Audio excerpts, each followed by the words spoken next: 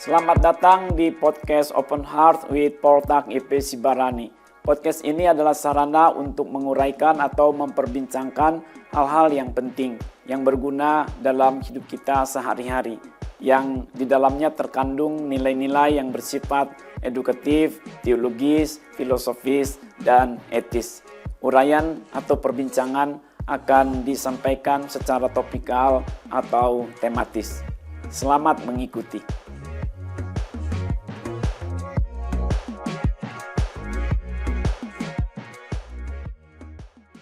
Topik perbincangan kita pada edisi ini adalah bentuk-bentuk keberanian. Bentuk-bentuk keberanian. Ya, saya tidak menguraikan sendirian, tetapi saya akan memperbincangkannya dengan dua kawan saya. Yang pertama adalah Ibu Rohana. Ibu Rohana, apa kabar? Baik, Pak. Puji Tuhan. Terima kasih ya, Anda sudah meluangkan waktu untuk berbincang di podcast kita. Makasih juga, Pak. Lalu ada Bapak Iman. Bagaimana keadaan? Puji Tuhan, baik, Pak. Baik ya. Terima kasih Anda sudah meluangkan waktu. Terima kasih juga, Ya. Pak. Kawan-kawan, seperti tadi saya katakan bahwa yang kita akan perbincangkan kan bentuk-bentuk keberanian. Mengapa kita sebut bentuk-bentuk keberanian? Karena ternyata keberanian itu tidak single.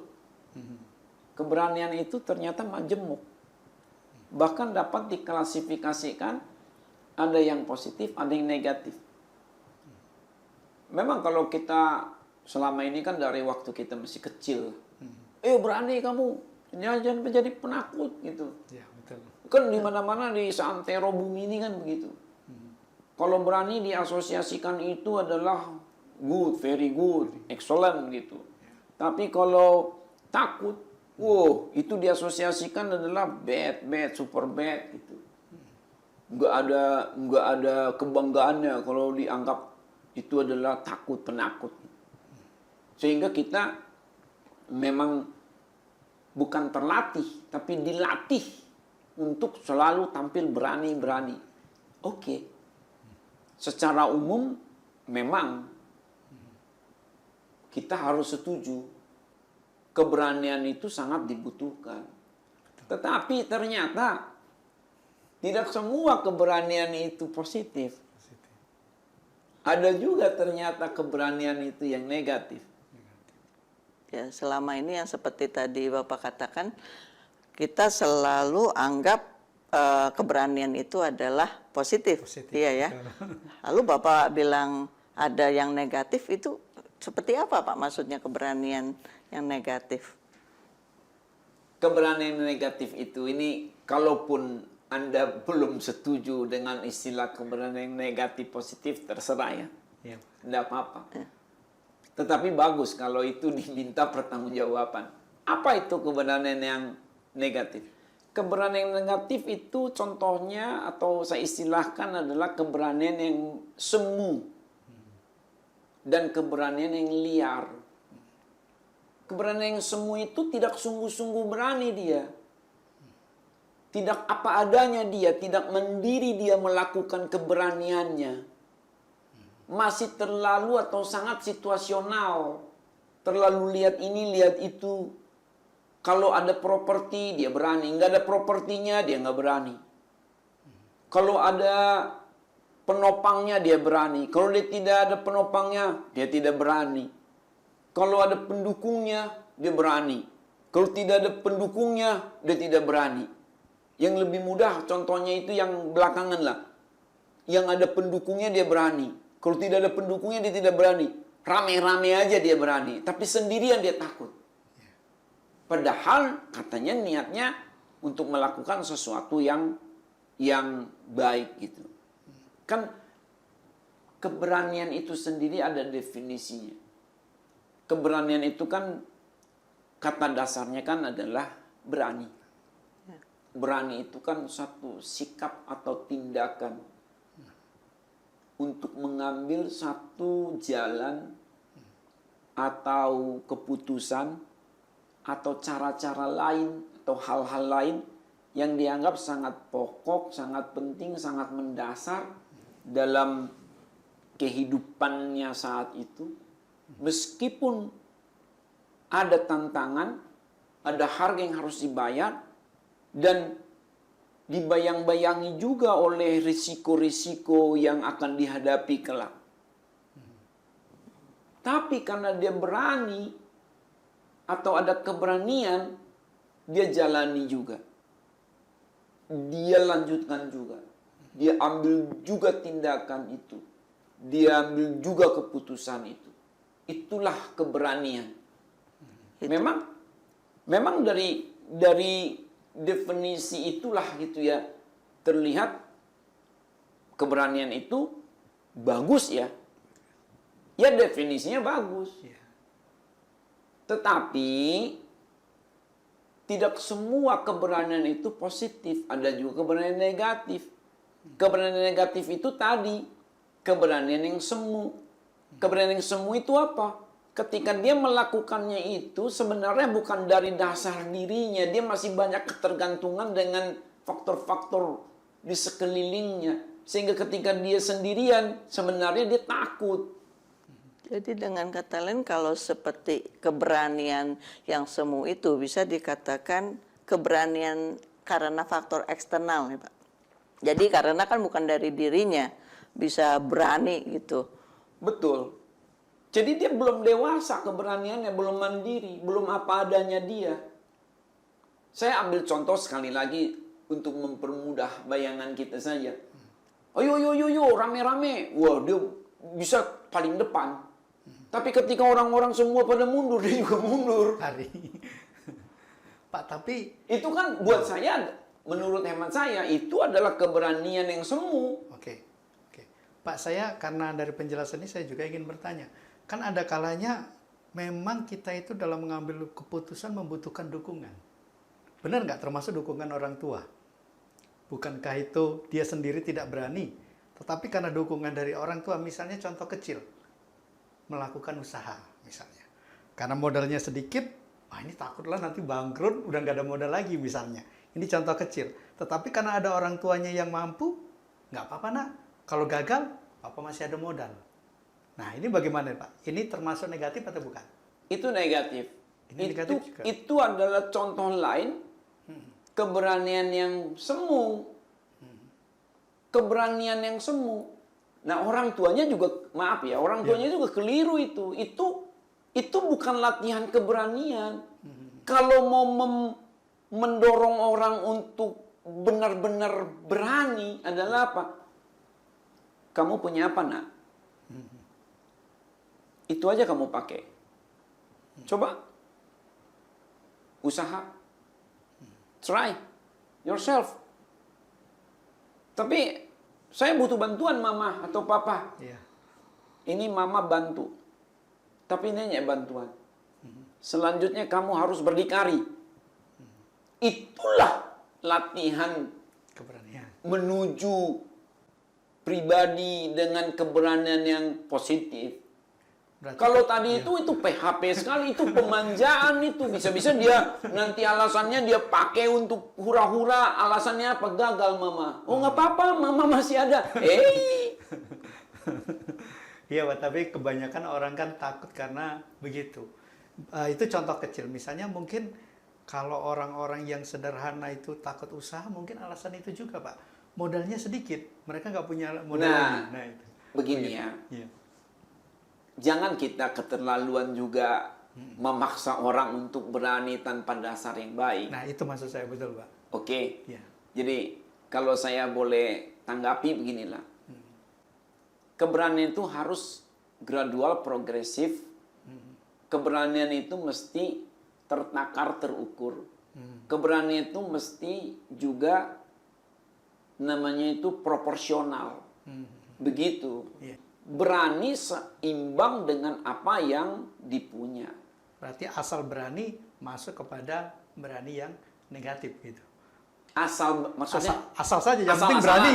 Yang penting berani gitu Pak. oh asal-asalan lain lagi nanti tuh. Lain lagi. Kalau asal-asalan itu, nah itu adalah yang mode negatif kedua. Negatif Pak. Kan Liar, negatif liar. itu kan ada yang semu, ada yang liar. Keberanian itu pada umumnya sepintas lalu dari definisinya kan bagus. Tapi ternyata tidak semua keberanian itu positif. Tidak semua tindakan yang diambil, sikap keputusan yang diambil, yang walaupun itu katanya, ada resiko aku hadapi gitu ya. Ada tantangan aku akan jalani. Ternyata belum tentu itu positif kalau dilihat dari dia menjalaninya untuk apa, karena apa. Yang semu itu adalah yang tidak mendiri dilakukannya, yang belum apa adanya darinya, yang terlalu atau sangat situasional, terlalu lihat keadaan saja gitu. Kalau ada properti yang banyak, wah dia berani. Tapi kalau tidak ada propertinya, dia tidak berpikir untuk melakukannya. Jadi dia pelaksana saja, belum berpikir, dia belum berpikir untuk mencari modalnya, modal kerjanya. Tapi dia hanya berkata, sediakan aja, nanti aku jalan. Nah, ini kan semu dalam konteks itu. Lalu kalau ada peralatannya, baru gitu, dia berani katanya. Kalau ada pendukungnya, rame-rame, baru dia lakukan. Itu semua. Keberanian yang liar itu ya lebih berbahaya lagi sebenarnya. Tidak ada perhitungan berarti ya, Pak. Ya banyak sih yang contoh-contoh dari keberanian yang liar. Saya ini Pak masih sedikit bertanya tadi kan karena kita yang semu ya, karena faktor eksternal berarti kan lingkungan dia menjadi berani karena ada dukungan. Lalu sebenarnya orang berani atau tidak berani kan ada faktor internal juga Pak. Ya ini dengan latar belakang banyak lah, faktor keluarga dan lain-lain. Kan ada orang yang memang tidak berani mengambil keputusan, penakut. Sedikit-sedikit nggak berani, sedikit-sedikit nggak berani.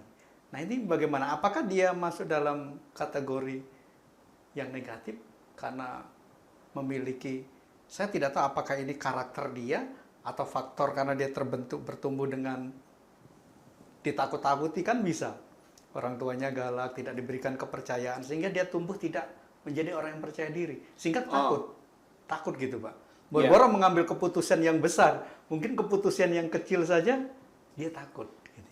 Kalau seseorang itu tidak berani, tidak lantas itu tidak baik. Tidak semua takut itu negatif. Negatif. Sama halnya juga tidak semua berani itu atau keberanian itu positif. Lebih baik dia tidak melangkah. Lebih baik dia tidak mengambil keputusan. Kalau memang dia tidak siap dengan resikonya.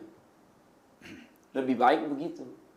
Karena jauh lebih berbahaya Pak. Dia dipaksa untuk mengambil sikap keputusan.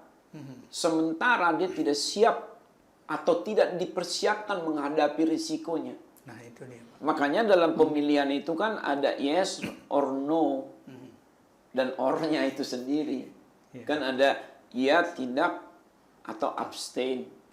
Jadi oke dong, abstain itu juga kan adalah pilihan yang harus dihargai. Begitu. Nah, tentu memperbincangkan ini butuh waktu yang lebih mendalam ya. Saya harap kawan-kawan yang sedang mendengarkan dan mengikuti perbincangan ini harap bersabar. Tujuan kita memperbincangkan ini adalah supaya kita paling tidak dapat diingatkan bahwa berani sih berani, tapi keberanian yang apa nih bentuknya? Jangan sampai keberanian kita itu keberanian yang negatif. Biarlah kita memiliki keberanian yang positif. Keberanian negatif itu adalah kembali ada maklum yang semu. Lalu ada keberanian yang liar. Keberanian yang liar itu adalah jika yang mendorong dia melakukan satu tindakan berani itu tadi, yang dianggap itu berani, ternyata niatnya atau yang melatar belakangnya termasuk juga tujuan yang hendak dicapainya itu adalah tidak baik, juga tidak benar. Contoh, berani pukul orang, Bela diri boleh ya Pak ya? Berani, maksudnya dalam konteks memukul itu karena bela diri boleh kan? Berarti keberanian yang positif. Ya, kalau ada orang ya sempoyongan, lalu mau menerpa kita, ya kita harus melakukan sesuatu lah, apa kita pukul dia atau kita tahan dengan kaki. Katakanlah maaf ya, seseorang remaja putri udah ada tanda-tanda dia mau diserang gitu. Wah, dia harus dilatih untuk melindungi dirinya sendiri sebatas dia dapat lakukan. Nah, sekarang kita atau saya mulai mengajak kita memperbincangkan keberanian yang negatif liar. Karena marah, lalu karena dia mabok, karena dia bersikap mistis. Mistis itu berarti dikuasai oleh apa ya semacam black magic. Ada okultisme di situ. Ada penyembahan berhala. Ada dewa-dewi yang dianggapnya itu sebagai pegangan Jimat gitu ya Pak. jimat mantra. Berani nih, dipukul, nggak mempan, Tembak nggak mempan. Waduh, itu kan ngeri sekali Pak. Tapi ada lagi Pak. Tebas, nggak mempan gitu, itu kan apa dasarnya? Apa dasarnya? Kalau itu adalah dasar atau alasannya karena mistis ya bahaya. Mabok. Aku dipukul tapi nggak berasa apa-apa. Ya lu mabok kan gitu. Karena cemburu. Ya cemburu. Akhirnya dia geser punya orang yang diambil sama dia.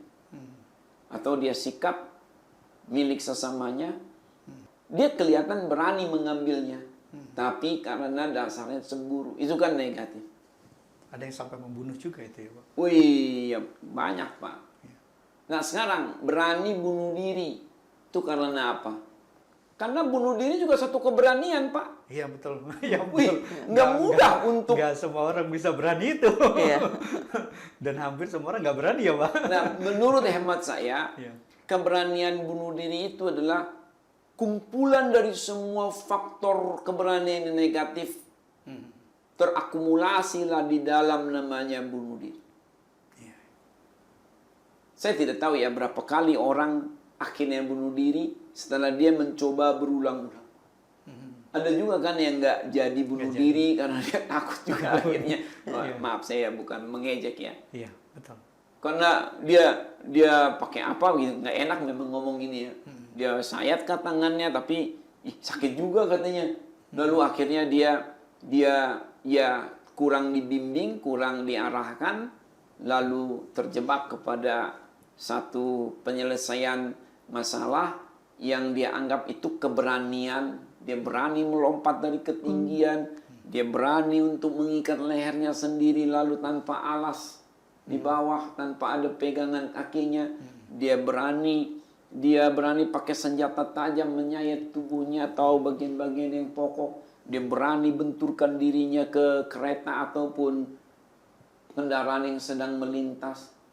Dia berani menenggak akan Racun. konsumsi yang sangat berbahaya mematikan. Itu kan keberanian, tapi keberanian yang sangat negatif dan tidak ada faedahnya. Kalau saya lihat dari keberanian yang negatif itu, kelihatannya kalau keberanian yang semu itu dari eksternal. Jadi ada dukungan, ada penopang, ada properti, itu kan semua di luar ya Pak. Sedangkan kalau keberanian yang liar itu kelihatan dari dalam, dari pemikiran ataupun kondisi frame of mind-nya itu yang mempengaruhi dia jadi berani. Ya sekalipun ya kalau mabok memang eksternal, tapi maksudnya tetap saja ada sesuatu yang masuk dalam tubuhnya yang membuat dia ya itulah. Ya, boleh, bagus juga seperti itu. Jadi untuk mensederhanakan ya polanya, keberanian yang semu itu adalah keberanian yang hanya nampaknya berani, tapi bukan dari dirinya sendiri. Dia ketergantungan dengan peralatan tadi, dengan properti, dengan pendukung. Tapi giliran dia sendiri dia tidak berani. Itu adalah keberanian yang semu. Begitu. Mengapa keberanian yang semu itu muncul? Sebenarnya nanti kalau terjadi resiko, dia tidak tanggung sendiri. Dia mau itu juga tanggung rame-rame. Itulah juga keberanian yang semu. Nah, kalau keberanian yang liar itu adalah keberanian yang dia hanya depend on him or herself gitu. Tergantung hanya pada dirinya. Dia tidak menggunakan nilai-nilai moral umum. Dia tidak menggunakan nilai-nilai etika universal. Dia tidak menggunakan kaidah-kaidah kerohanian dari Alkitab, dari kitab suci. Dia melakukannya itu ya hanya di-drive tadi oleh dirinya sendiri, tapi dirinya sendiri melakukannya itu juga sangat subjektif. Begitu. Dia terlalu banyak penilaian yang negatif-negatif pada dirinya, atau terlalu positif, tidak ada yang mengimbangi. Jadi kalau dikatakan nih, benar hanya menurut dia, salah juga hanya menurut dia. Nah, kita tidak tahu apa yang ada di dalam dirinya ini. Akhirnya apa yang terjadi? Dia melakukan satu tindakan yang kelihatannya berani, tapi sebenarnya negatif. Dia berani beli ini, beli itu. Dia berani bisnis ini, bisnis itu. Tapi ketika ditelaah, kalau saja ada waktu berbincang dengan dia, kenapa Anda berani beli itu? Ya, saya kepengen tunjukin kepada tetangga saya bahwa saya juga gak boleh dianggap remeh. Baru kita ngerti. Kirain dia membeli satu lahan itu adalah karena ada sesuatu ke depan yang dia mau kerjakan gitu. Ternyata hanya untuk menampilkan saya mampu, saya punya gitu. Saya nggak mau dianggap remeh oleh tetangga saya atau oleh anggota keluarga saya. Berani dia ajak wanita lain ke rumahnya sendiri, ada istrinya di situ, hanya untuk menunjukkan apa? Perlawanan misalnya, bahwa apa dia mau balas dendam, atau dia mau mengatakan sesuatu bahwa dia itu mampu, dia tidak boleh disepelekan, dia adalah suami yang apa ya, yang berani gitu ya, atau seorang istri dia ditinggalin suaminya hanya untuk menunjukkan apa? Saya ini orang yang mandiri, nggak tergantung pada suami. Nah, ini kan keberanian yang liar, keberanian yang negatif gitu. Begitu.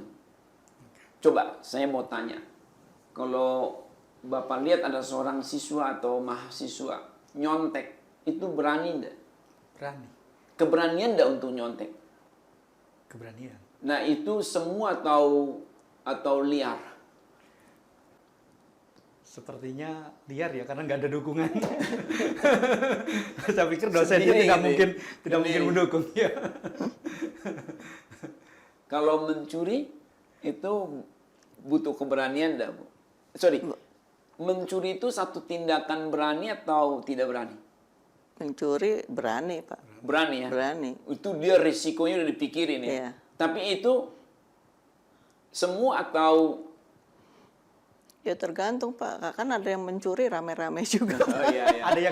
Ada dukungannya juga. Ya, berarti Siapa ada yang ngawasin gitu ya. Ibu Rohana berarti konsisten dia. Iya. Dia sudah mengklasifikasikan tadi. Oh, iya. Bahwa kalau yang namanya semu itu adalah kalau tidak mandiri Iya. melakukannya. Iya. Kalau yang liar itu justru lebih sifatnya mandiri, tetapi tetap keliru, kan begitu ya. Iya. Jadi kalau kita melihat pesan-pesan dari kitab suci, kan kita ini ujung-ujungnya adalah ya menggunakan kitab suci juga sebagai pedoman. Seharusnya kita menjadi pribadi-pribadi yang memiliki keberanian yang positif. Keberanian yang positif itu adalah yang didasari oleh ketaatan.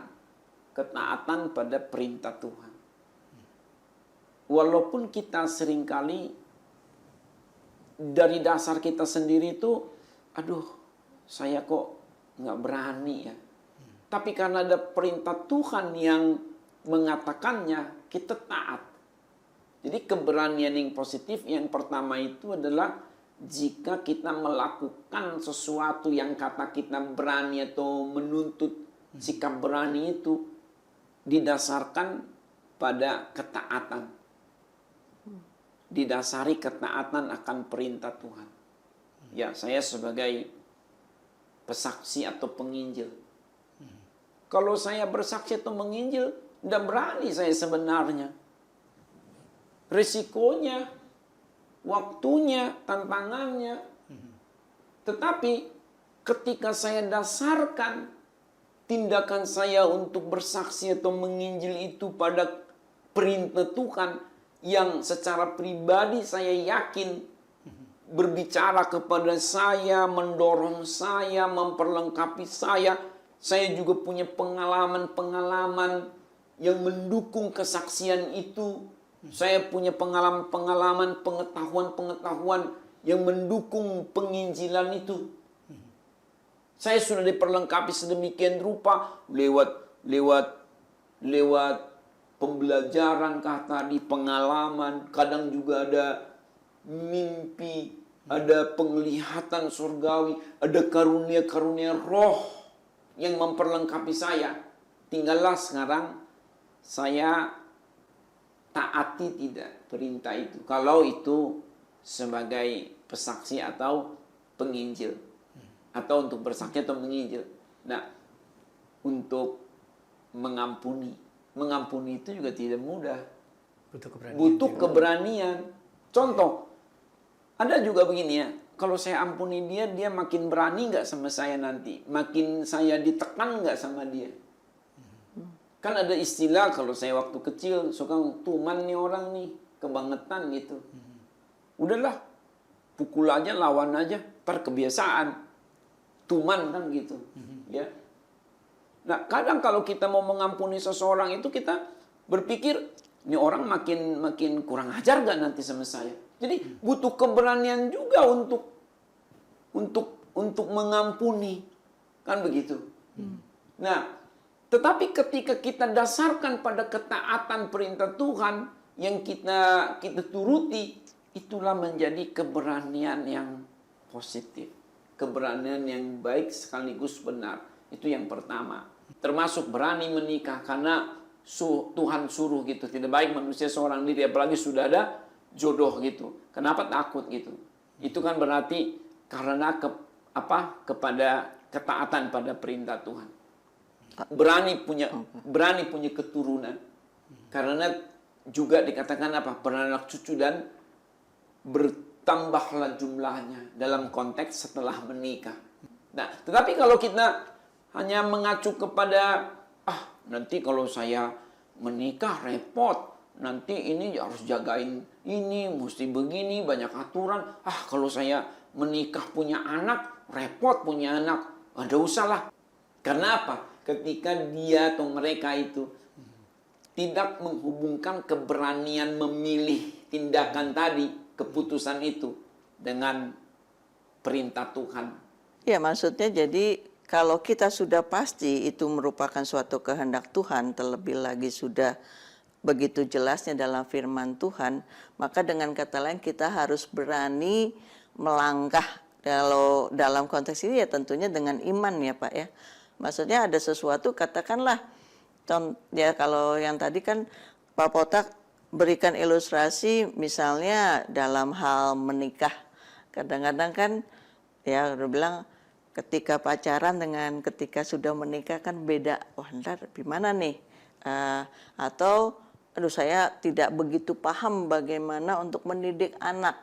Tapi ya karena firman Tuhan katakan ya miliki maksudnya anak cucu ya kita lakukan itu ya dengan jadi apakah bisa dikatakan keberanian yang positif itu berarti memiliki suatu iman kepada Tuhan untuk melakukan kehendaknya?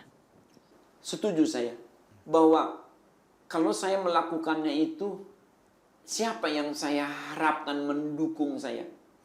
Saya setuju bahwa sejak awal juga saya katakan memang tidak apa-apa kita didukung.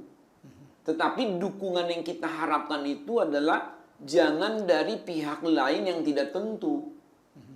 Carilah dukungan dari pihak yang tentu. Dalam hal ini kita sedang bicarakan Tuhan, ya Tuhan. Yakin enggak Tuhan menyertai? Yakin enggak bahwa Tuhan itu menolong kita, mampu membuat kita berhasil?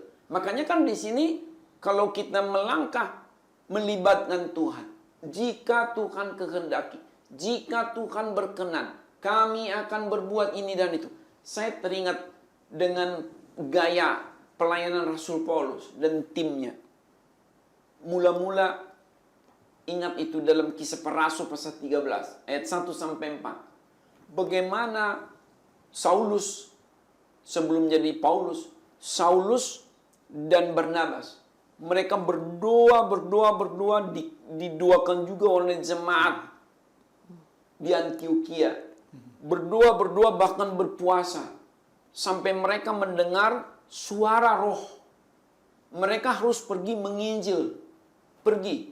Dan karena mereka sudah begitu yakin akan penyertaan Tuhan, maka di dalam Kisah Para Rasul pasal 14 ayat 3 dikatakan gini. Paulus dan Barnabas dengan berani melayani di kota itu, satu kota, karena mereka percaya kepada Tuhan. Jadi kepercayaan, keyakinan, iman bahwa Tuhan menyertai. Kalau tadi itu kan yang pertama ketaatan kepada perintah Tuhan. Itu berarti ada stated gitu ya. Ada dinyatakan di situ atau diucapkan. Ada perintah yang betul-betul suruhan. Ya kita taat saja. Tapi berikutnya adalah setelah kita menjalankan atau bepergian atau melanjutkan sesuatu itu, kelihatan tidak ada lagi orang sekitar kita. Kita sepertinya sendirian. Disitulah kita ada ndak keyakinan. Ada ndak iman. Ada Tuhan yang menyertai kita. Jadi kalau kita tidak belajar beriman ada Tuhan, tidak percaya Tuhan menyertai, ya kita akan serba takutlah dalam menjalani hidup ini. Takut ini, takut itu, takut ini, takut itu. Memang boleh takut, tetapi kalau serba takut ya apa guna hidup di bumi ini serba takut. Juga kalau kita berani atau memiliki keberanian, biarlah keberanian itu karena kebenaran. Karena kebenaran. Jadi ada nilai moralitas. Ada nilai moralitas. Jangan sampai wah kita berani tapi merugikan orang. Kita berani tapi hanya untuk kepentingan pribadi kita. Itu bukan keberanian yang sesuai dengan kebenaran. Kalau kebenaran itu kan adil dia. Ya kasihlah sesamamu seperti mengasihi dirimu sendiri. Jadi jangan kita berani dengan alasan buat kita tapi tidak untuk orang lain. Akhirnya jadi yang lain jadi dirugikan. Lalu ya seharusnya kita juga berani atau memiliki keberanian dalam rangka kebaikan. Kebaikan. Ya, oke lah, mungkin kita berkata, aku tidak sedang mendengar suara Tuhan. Tuhan tidak sedang bersuara padaku. Aku tidak sedang dalam suasana doa. Aku belum terlalu beriman betul di mana Tuhan ada, belum kebayang. Aku belum terlalu paham dengan namanya kebenaran. Iya, baiklah. Tapi ada namanya kebaikan. Tuhan Yesus, lihat ya, di dalam Injil Lukas pasal 10 ayat 25 sampai 37. The Good Samaritan. The Good Samaritan. Itu indah sekali. Lewat cerita The Good Samaritan atau orang Samaria yang baik hati, Tuhan mau berkata apa? Beranilah kamu berbuat baik tanpa banyak macam-macam pikiran teologi, doktrin, agama, budaya, eskatologi. Beranilah kamu berbuat sesuatu untuk kebaikan sesamamu. Mungkin kamu bukan seperti orang-orang yang pintar, cerdik, cendekia dapat menyusun risalah-risalah, alasan-alasan argumentatif dalam melakukan sesuatu atau apa yang melatar belakangi melakukan sesuatu. Tapi coba kamu berpikir simpel. Kalau saya melakukan ini, orang ini diberkati enggak? Orang ini lagi sakit, apa yang harus saya perbuat? Orang ini lagi lapar, apa yang harus saya lakukan? Orang ini lagi kedinginan, apa yang harus saya lakukan? Jadi enggak perlu harus, wah suara Tuhan apa ya? Wah kita mesti doa puasa dulu ya, seperti itu ya. Seperti Paulus tadi atau seperti Saulus ya. Wah kita harus. Maka Tuhan Yesus tuh banyak, atau salah satu lah tadi, memberikan contoh-contoh yang sederhana itu. Apa yang dilakukan oleh orang Samaria. Dia tidak peduli orang itu siapa, tapi ketika dia bisa membantu, dia bantu. Itu adalah berani karena kebaikan. Berani karena kebaikan. Lalu beranilah juga karena, ya saya tambahkan satu lagi, keteladanan. Jadi bukan mau disohor-sohorkan ya kitanya, tapi biarlah kita memang berbuat keberanian itu, menunjukkan keberanian itu sebagai satu contoh buat orang lain di sekitar kita dan bagi generasi selanjutnya. Bayangkan kalau kita sebagai orang tua penakut, sebagai leader zaman ini penakut, sebagai orang-orang yang dewasa pada masa ini penakut. Bagaimana orang-orang sekitar kita, termasuk orang-orang yang generasi berikutnya akan menjadi orang-orang pemberani. Kan masyarakat itu butuh leader, butuh pionir, butuh penggerak, butuh motivator, butuh promotor, butuh sponsor. Siapa nih sponsor moralnya? Siapa nih promotor etisnya? Siapa nih yang bergerak lebih dahulu untuk dicontoh? Jadi kita biarlah keberanian kita itu karena keteladanan. Keteladanan yang kita mau tinggalkan bagi generasi selanjutnya, dan kita tunjukkan kepada sesama kita, bukan mau pamer, tapi kita mau menjadi garam dan terang bagi sesama, bagi lingkungan, bagi dunia ini. Apapun itu. Oke. Pak Potak, Kelamaan ya saya bicara ya. Boleh diam aja. Iya, karena dilanjutin terus. Ini saya tanya khususnya yang bagian belakang tadi mengenai keteladanan. Itu kan kita berani untuk menjadi teladan. Tapi bisa tidak itu juga katakanlah kita berani karena kita belajar daripada pendahulu kita. Khususnya ya kembali lagi seperti tokoh-tokoh iman seperti itu. Bagaimana proses yang mereka lakukan, atau maksudnya proses yang bagaimana Tuhan memproses mereka, seperti itu juga Tuhan akan memproses kita ketika kita berani untuk melangkah. Ya boleh. Ya, Pak. Berarti itu lebih kepada histori. Jadi gini, kalau kita gabung boleh. Keteladanan begini. Jadi keberanian yang positif didasarkan pada atau karena keteladanan. Keteladanan dipengaruhi oleh yang historis dari para pendahulu kita.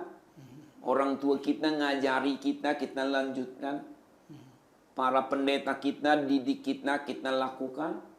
Tokoh-tokoh tadi, tokoh-tokoh iman di dalam Alkitab, begitu banyak contoh para nabi, para rasul, hamba-hamba Tuhan. Mereka sudah menunjukkan keteladanan dalam keberanian berbuat baik, berbuat hidup kudus. Nah ini hidup kudus itu juga butuh keberanian ya. Hari gini kudus-kudus itu orang bisa mengejek, Allah kamu nggak tahu dunia lagi sesat, kenapa kamu kudus-kudus? Justru di situ dibutuhkan keberanian untuk hidup kudus. Betul ya? Nah, ketika kita mengacu kepada para pendahulu kita yang baik-baik itu juga boleh disebut kita menunjukkan keberanian karena mengacu kepada keteladanan para pendahulu kita. Disambunglah tadi juga dengan kita yang punya legacy buat orang lain. Jadi kita meneruskan pendahulu kita yang historis, dan kita mencetak sejarah baru atau kelanjutan sejarah untuk kita tinggalkan bagi sesama dan generasi selanjutnya. Itu juga boleh. Iya Pak, cukup menarik ya, karena berani akhirnya kita masuk kepada sebuah statement atau dari Bu Rohana belajar dari pendahulu-pendahulu kita, terutama bapak-bapak rohani. Tapi Pak, secara umum kita kan di dalam, khususnya kita kekristenan ya, dan juga mungkin dalam kehidupan jemaat kan, tidak semua orang memiliki kemampuan itu Pak. Karena berani ini menurut saya cukup sulit. Ketika kita melihat orang, kita bertemu dengan banyak orang, kadang-kadang banyak orang itu ketika mereka mau ngambil keputusan-keputusan yang sulit kan mereka memilih tidak berani, Pak. Ya. Kalau mungkin ada tips dari Bapak gitu, Mas. Ya. Saya coba tanggapi ya. Ya. Jadi begini.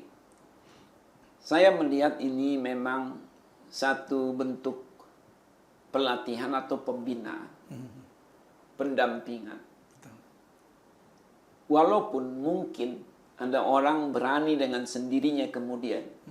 Tetapi sebagai satu society haruslah adakan pelatihan, pembinaan, pendampingan bagi orang-orang di sekitar kita, khususnya yang ada relasi kuasa terbatas. Relasi kuasa terbatas itu orang tua terhadap anak, kakak terhadap adik, leader terhadap members, lalu supervisor terhadap trainee-nya, ya, trainer dengan trainee-nya. Ini haruslah dilatih, dibimbing, dibina, supaya dari takut jadi berani, juga supaya yang berani-beraninya itu berani begaju, berani negatif, keberanian negatif berubah menjadi keberanian yang positif. Itu butuh pendidikan. Saya ada cerita waktu saya masih SMP. Saya dilatih untuk berani karena hidup susah. Jadi true story ya. Tahun 83, tahun baru tahun 83. Kami sekeluarga datang dari kampung halaman menuju kota ini. Karena apa? Ayah saya yang tadinya banyak betul hartanya. Tentu ada cerita tersendiri. Singkat ceritalah. Habis semua. Habis betul-betul. Pindah, move to the city ya. Ke kota ini. Pindah seluruhnya. Sulit sekali. Ayah ibu ini, bapak mama ini berjuang. Berjuang betul. Benar-benar berjuang. Jadi kita juga dilatih untuk berjuang. Nah, tetapi ada ekses. Karena saya sering jualan di terminal, sampai larut malam, sudah tidak ada lagi kendaraan mau pulang ke rumah. Tidurlah aku seringkali di terminal itu, Pak. Beralaskan koran, seringkali begitu.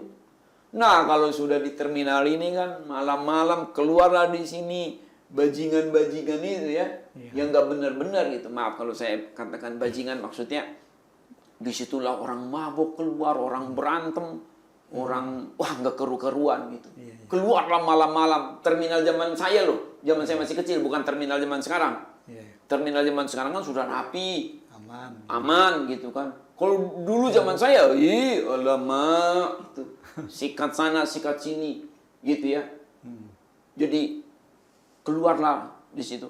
Saya jadi cenderung beringas, beringas.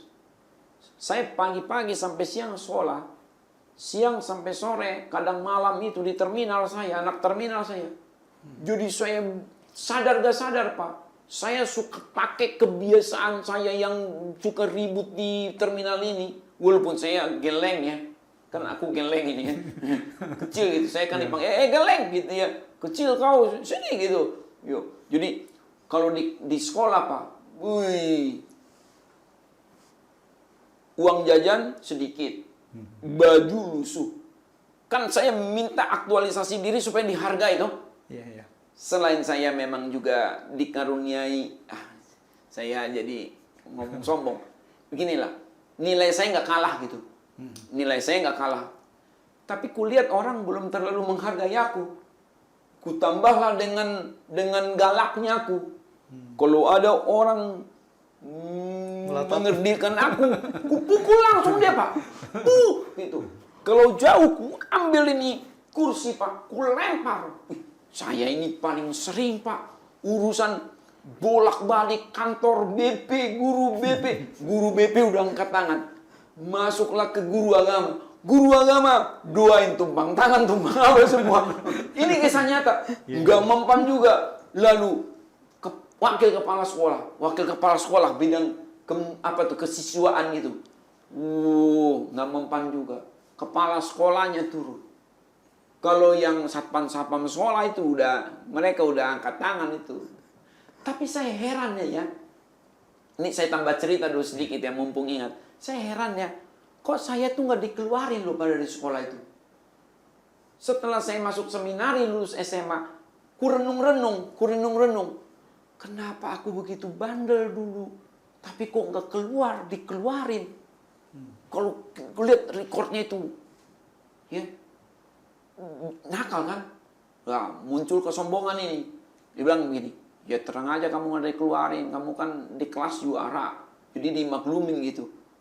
Ya, tapi akhirnya saya ketemu alasannya. Oh, Tuhan yang jaga saya, Pak, supaya saya itu tidak keluar dari sekolah. Karena kalau sampai keluar dari sekolah, saya nggak bisa masuk seminari. Karena untuk masuk seminari itu kan harus lulus SMA. Kalau saya drop out, ya udah nggak sekolah, ya udah mateng. Nggak bisa masuk sekolah kitab yang sekolah tinggi toh.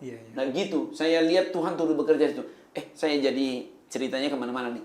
Saya mundur lagi, Pak, soal keberanian yang semu. Keberanian yang semu dan keberanian yang liar. Saya punya guru olahraga.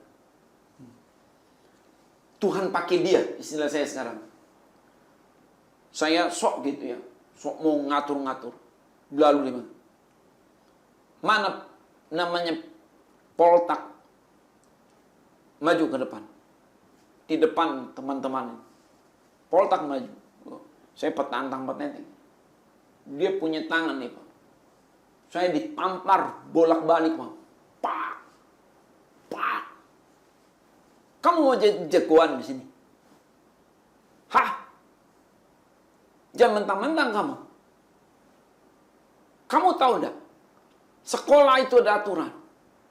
Saat itu, Pak, saya langsung takut sekali. Sejak saat itulah saya ada semacam perubahan.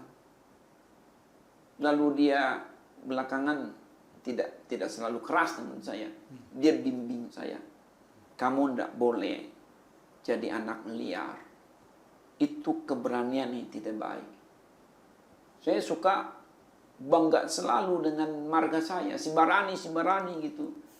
Ternyata itu jadi tidak benar menggunakannya itu. Sok-sok gitu ya. Ya sekarang juga masih ada sisa-sisanya sedikit ya.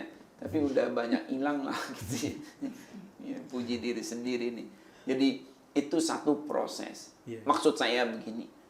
Kalau kita mau membentuk saudara-saudara kita untuk menjadi pribadi-pribadi dengan keberanian yang positif, jangan harap mereka akan lakukan itu sendirian.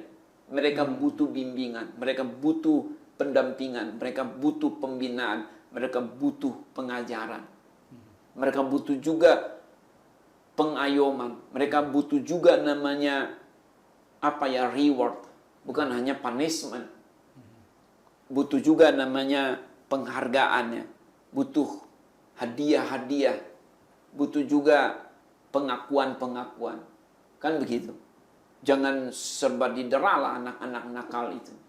Karena mungkin ada sesuatu yang mereka mau aktualisasikan, nyatakan tetapi terbalik gitu. Caranya tidak benar. Sebaliknya, biar kita ini rela untuk dibimbing, dinasehati oleh gembala sidang, oleh ayah ibu kita terlebih, oleh saudara-saudara kita yang lain. Kita seharusnya memiliki keberanian yang positif. Apapun yang kita kerjakan. Mau bisnis, mau tanam saham, beli tanah, beli rumah, mau kredit. Betul ya? Mau pinjam uang, lalu mau berbagi, mau mengampuni, mau bepergian, mau melayani, jadi pendeta, rohaniwan, biarlah itu kan butuh keberanian. Biarlah keberanian yang kita miliki itu atau tunjukkan itu adalah keberanian yang positif. Keberanian yang didasarkan pada ketaatan akan perintah Tuhan tadi. Keberanian yang didasarkan pada keyakinan akan penyertaan Tuhan. Keberanian yang didasarkan juga pada nilai-nilai kebenaran, moralitas, keadilan sosial. Keberanian yang juga didasarkan pada kebaikan. Dan keberanian yang didasarkan pada namanya keteladanan. Apakah keteladanan dari para pendahulu kita yang kita seharusnya lanjutkan pada masa kita? Ataukah keteladanan kita yang dapat diteruskan oleh sesama dan generasi selanjutnya? Ya, memang tidak ada uraian atau perbincangan yang sempurna mengenai topik ini. Silakan Ibu Rohana, apa yang mau diucapkan di detik-detik terakhir ini? Ya, kalau lihat kita perlu keberanian yang positif tentunya, perlu memiliki itu dengan suatu niat atau motif yang baik. Iya, dengan satu niat, motif yang baik ya. Baik. Lalu Anda, Pak? Saya pikir hampir sama ya, karena kita dalam bersikap positif tentunya harus dengan sikap yang positif, keberanian yang positif, maksudnya keberanian yang positif dengan motif yang baik, terutama dengan motif ketaatan kepada Tuhan. Wow, ya, syukur ya. Ya, jadi kita akan akhiri demikian perbincangan seputar topik pada edisi ini. Apabila Anda ingin mendukung kelancaran podcast ini, silahkan Anda dapat lihat keterangan seputar podcast ini, seputar lembaga kami juga. Klik pada deskripsi podcast ini, lihat di situ ada nomor yang dapat digunakan untuk menyalurkan dukungan. Lalu kalau Anda ingin bekerja sama dengan kami, silahkan kontak kami, hubungi kami pada nomor kontak, juga alamat email yang tertera pada deskripsi atau keterangan pada podcast ini. Terima kasih.